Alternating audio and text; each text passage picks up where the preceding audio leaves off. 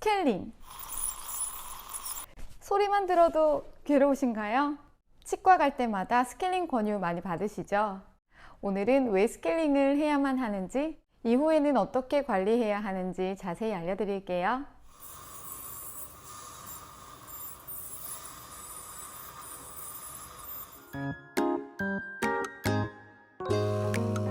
안녕하세요. 치과의생사 체리엄마입니다.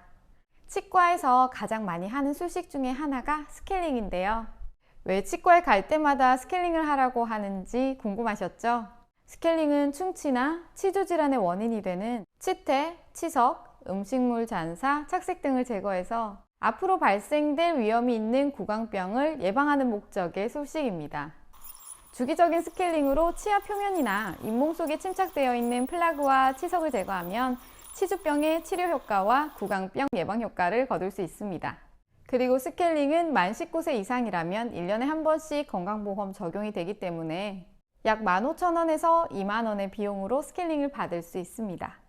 스케일링을 받지 않고 아껴둔다고 해서 이게 모이는 게 아니기 때문에 큰 불편함이 없으시더라도 1년에 한 번씩은 스케일링을 꼭 받아주세요. 사실 모든 분들이 1년에 한 번씩만 스케일링을 하는 것은 적절하진 않습니다. 구강이 건강하고 관리가 매우 잘 되시는 분들은 1년에 한 번 스케일링만으로도 구강 건강이 유지되지만 대부분의 경우라면 6개월에 한 번씩 받아주시는 것이 좋고, 전신질환이 있으시거나 관리하기가 어려운 환경이라면 그보다 더 자주 스케일링을 받아야 하는 경우도 있습니다. 1년에 한 번 보험 스케일링을 받으셨다 하더라도 전체가 아닌 부분 스케일링이나 잇몸 치료를 병행해야 하는 경우라면 건강보험 적용이 가능하니까 다니시는 치과에 한번 문의해 보시길 바랍니다. 치석은 말 그대로 치아 표면에 플라그가 딱딱하게 돌처럼 굳어진 걸 말하는데요. 칫솔질이 잘 되지 않는 부위에 플라그가 쌓이게 되고, 그 플라그는 시간이 경과함에 따라 강한 산성과 독성을 지니기 때문에 충치와 치주 질환을 유발합니다.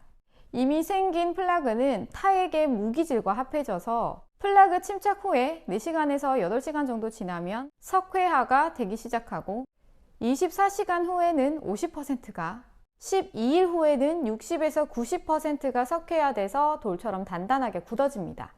석회화가 되어버린 치석은 칫솔로는 제거가 불가능하고 치과에서 스케일러나 치석 제거용 기구를 사용해야 제거가 가능합니다.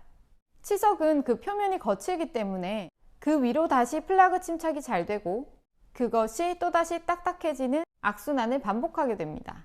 치석이 많이 쌓여있는 경우 잇몸 염증을 유발하게 되고, 치석 제거 이후에 꼼꼼하게 관리를 하시면 건강한 잇몸으로 다시 돌아옵니다. 환자분의 구강내를 확인할 때 치석이 부착되어 있으면 치은염, 치주질환의 발생이 예상되기 때문에 그 원인을 제거하기 위해서 매번 스케일링을 권유하게 되는 거죠. 쌓여있는 플라그에 무기질이 합해져서 치석으로 변하는 거기 때문에 침샘이 있는 부위에 치석이 더 많이 생기는 경향이 있는데요. 하악어금니 안쪽과 상악어금니 바깥쪽입니다. 하악어금니 안쪽에는 혐의샘, 상악어금니 바깥쪽, 양쪽 요 바깥쪽에는 귀미샘이라는 침샘이 있습니다. 이 부위에는 치석이 많이 쌓이지만 칫솔질을 하기는 까다로운 부위인데요. 제가 칫솔질 할 때 팁을 알려드릴게요. 자, 하악앞니는 다른 부위보다 칫솔을 한껏 세워야 해당 부위의 칫솔이 다 닿습니다. 최대한 칫솔을 세워서 앞뒤로 쓸듯이 닦아주세요. 이렇게 칫솔을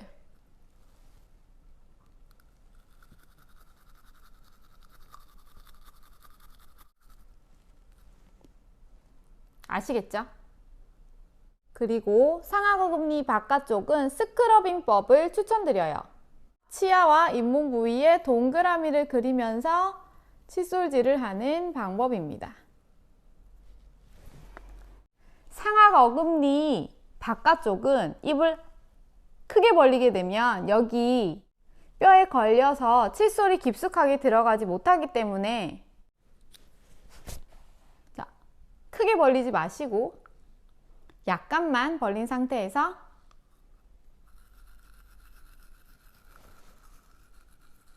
칫솔을 최대한 안쪽으로 위치시키고 칫솔질을 해야 합니다. 약간만 벌리고 맨 안에까지 넣고 동그라미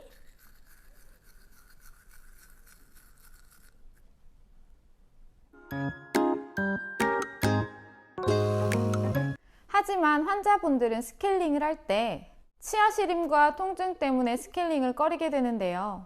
사실 스케일링을 주기적으로 하시는 분들은 별로 고통스럽지 않아요.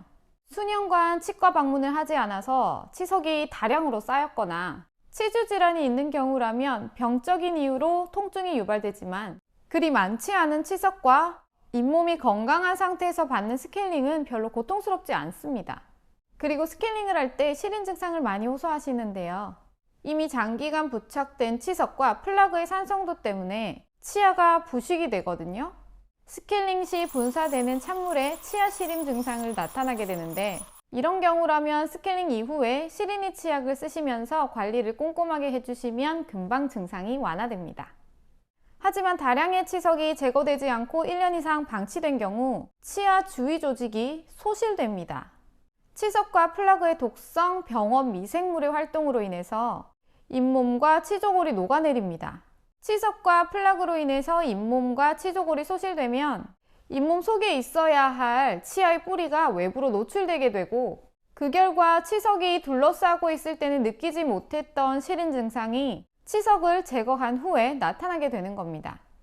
스케일링 후에 너무 시리다고 해서 쌓여있는 치석을 방치하게 되면 치조골과 잇몸의 소실이 계속 진행되고 그 정도가 심해지면 치아가 흔들리고 결국 빠지게 됩니다. 스케일링 이후에 시린 증상이 있을 때는 관리에 훨씬 더 신경을 쓰셔야 합니다. 시린이 전용 치약을 꼭 사용하시고 전보다 더 꼼꼼한 칫솔질과 치실, 치간 칫솔을 사용하셔서 플라그가 다시 쌓이지 않도록 해야 합니다. 일반 치약에는 마모제가 함유되어 있는데 그 마모제는 시린 치아를 더욱더 시리게 만들기 때문에 마모제가 없는 시린이 전용 치약을 사용하셔야 합니다. 추천드리는 치약은 센소다인 시린매드 클린프로가 있고 저는 현재 3M사의 클린프로를 사용하고 있습니다. 그리고 플라그는 산도가 높기 때문에 치아 표면을 부식시킵니다. 치아 표면이 부식되면 차가운 것에 훨씬 더 민감하게 반응하기 때문에 시린 증상을 유발하는 플라그도 철저히 제거되어야 합니다. 꼼꼼한 칫솔질과 치실, 치간 칫솔을 잘 활용하셔야 합니다. 그리고 칫솔질 이후의 가글의 사용도 플라그의 재침착을 지연시킬 수 있기 때문에 적절히 사용하시면 도움이 됩니다. 가글의 사용은 이전 영상을 참고해 주세요. 오늘 영상도 도움이 되셨나요? 왜 주기적으로 스케일링을 해야만 하는지, 이후 건강하게 유지하기 위해서는 어떻게 해야 하는지 오늘 자세히 알려드렸는데요. 제 영상 보시면서 좀 더 꼼꼼하게 관리해 주시고 주기적인 치과 검진과 스케일링으로 구강 건강을 유지하시길 바랍니다. 구독, 좋아요 꾹꾹 구독, 좋아요 꾹꾹 눌러주시고 다음 영상도 좋은 내용으로 찾아뵙겠습니다. 오늘도 즐겁고 활기찬 하루 보내시고 우리는 다음 영상에서 또 봐요. 안녕!